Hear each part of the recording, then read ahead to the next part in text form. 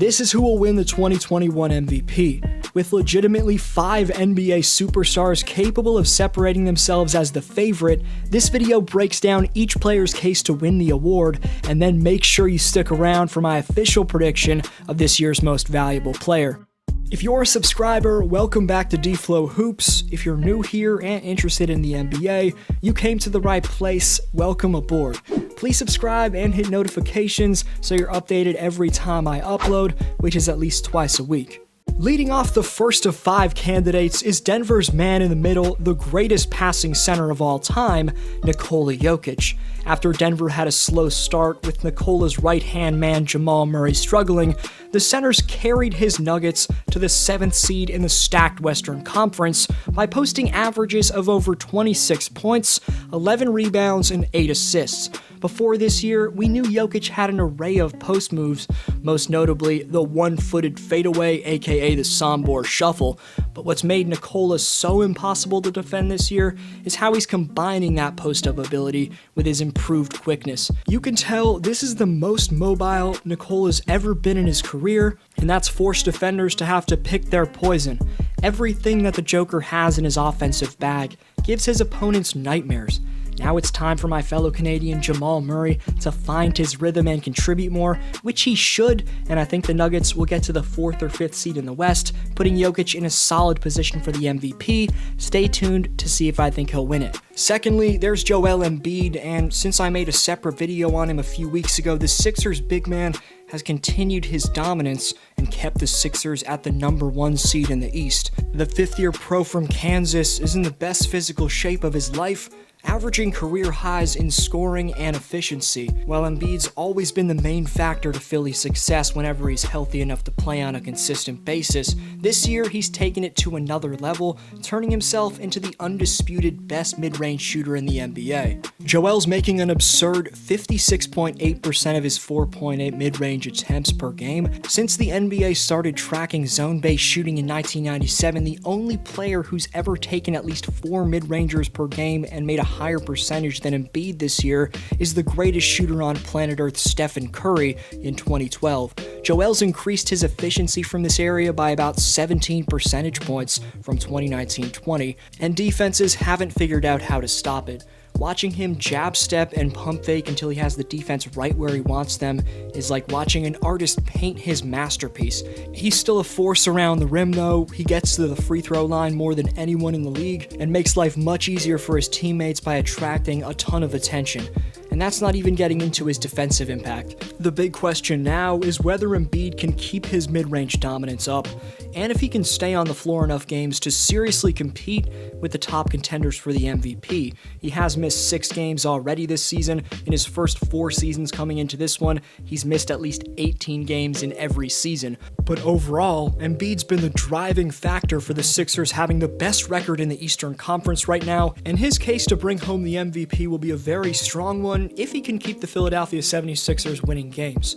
Moving on to the 4-time NBA champion LeBron James, who's looking to secure his 5th career MVP trophy, which would match Michael Jordan. James has defied Father Time in the first half of his 18th season to put up around 26 points, 8 rebounds, and 8 assists per game on extremely efficient shooting percentages. At age 36, the King's still rising up for dunks with the same reckless abandon that he had in his athletic prime, which is insane because he went to 8 straight finals with Miami and Cleveland last decade, so you'd think that mileage would have an impact.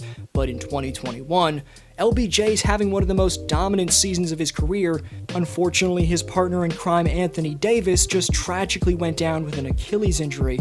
I'll get to the repercussions of that, but the Brow had this to say about LeBron before he got hurt on February 11th. Quote, "He's doing everything he's always done. He's averaging almost a triple-double. He's playing unbelievable basketball. What I'm saying is nothing you haven't heard already. From the start of the season to now, he's shown why he's in the MVP race, and I think he's #1 in that race. He's continuously playing at a high level for our group. I think Coach definitely hit it on the head when he said LeBron should win.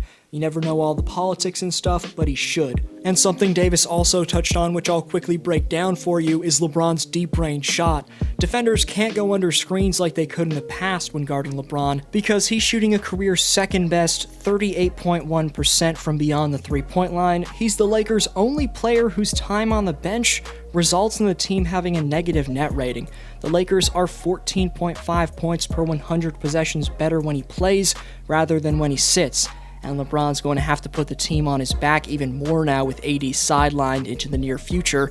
But if he can keep the Lakers in the top 1 to 3 of their conference for the rest of the season, he's in solid shape to bring home the MVP for the first time since 2013.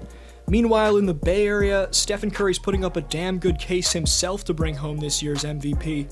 If the Chef won, it'd be his third trophy, and he's been coming through when the Warriors need him the absolute most this year. For example, at the end of January, rookie big man James Wiseman injured his left wrist, leaving Golden State with no traditional centers, and since that game where James got hurt, Curry's averaging 36.3 points per game, while shooting a mind-boggling 49.5% from three-point range, while taking 13 attempts per night from out there. His head coach Steve Kerr should probably be playing him more than 33.7 minutes per game, because Curry's supporting cast is clearly limited, yet Steph's 31st in the NBA in minutes per game, behind the likes of Tyler Herro, RJ Barrett, and even the Cavs rookie Isaac Okoro. Despite that, after missing all but just 5 games last year with wrist surgery, he's turned the dead last Warriors in 2019-20 into a team that's currently in the playoffs in 2021. The first 28 games of this season have proved Curry hasn't taken a step back, as he's posting stats that resemble his unanimous MVP campaign in 2016. With the personnel around him almost completely different than a few years ago, Curry's still able to lead a team that would be bottom feeders without him into a playoff seed. That's because Steph is the Warriors' system. When asked about his MVP chances, his coach Steve Kerr had this to say, quote, "How could he not be? He's otherworldly. It's routine, which is the crazy part about it. You come to expect it. And these threes that he hits when there's just nothing there offensively, and he just uses his dribble to free himself up, not exactly with a ton of space, just a few inches of space, and then he rises up, and you expect every single one of them to go in. It's kind of crazy. He's in a really good groove," end quote. And Steve Kerr really said it all about Curry's game right there. The final favorite I'll break down before my prediction is Kevin Durant, who's now leading his third all-time great Big Three in Brooklyn, making an inspiring comeback from his Achilles tear that kept him out all of last season. Kevin's leading the Eastern Conference in All-Star votes, and of course is in the MVP discussion, which has been one of the best storylines in the league this year.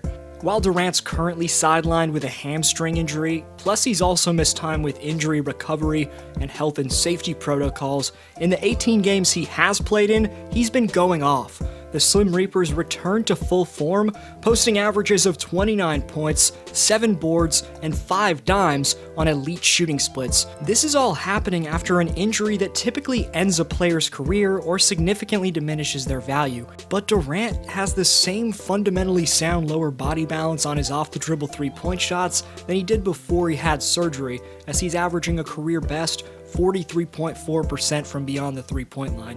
Additionally, KD's mesmerizing momentum dribble combinations at 6'9" look sharper and smoother than they've ever been, and he's showing off a shockingly quick first step. In the post, his high-arcing fadeaways haven't dropped off either, but to seriously compete for this award, Durant's going to have to miss less than 20 games, which isn't looking likely at this point. Now to my official prediction for the award. Since members of the mainstream media are in charge of selecting the MVP, how many times a player won the trophy, whether he's won it recently, these things come into play. That's why Giannis, although he's a dark horse contender this year, hasn't been brought up in this video. He's won the MVP in back-to-back years before this one, therefore he's a less sexy pick for the award if you're a media member looking for a story. Another important factor you can't overlook is how much team success matters. Every MVP winner from 2010 to 2020, other than Russell Westbrook, has led their teams to a number 1 seed. But Russ did prove with his team as the number 6 seed in his 2017 MVP year that you can win this trophy with historically great numbers and a flashy playstyle. Considering that, before my official prediction, I'm narrowing the top 3 favorites down to LeBron James, Nikola Jokic, and Stephen Curry. While Durant and Embiid will continue to have incredible years, I just don't see them staying on the floor enough to stay in the race as the season progresses. Meanwhile, LeBron hasn't won an MVP trophy since 2013, making the aforementioned voter fatigue a non-issue, and the storyline of tying MJ is something the media will latch onto.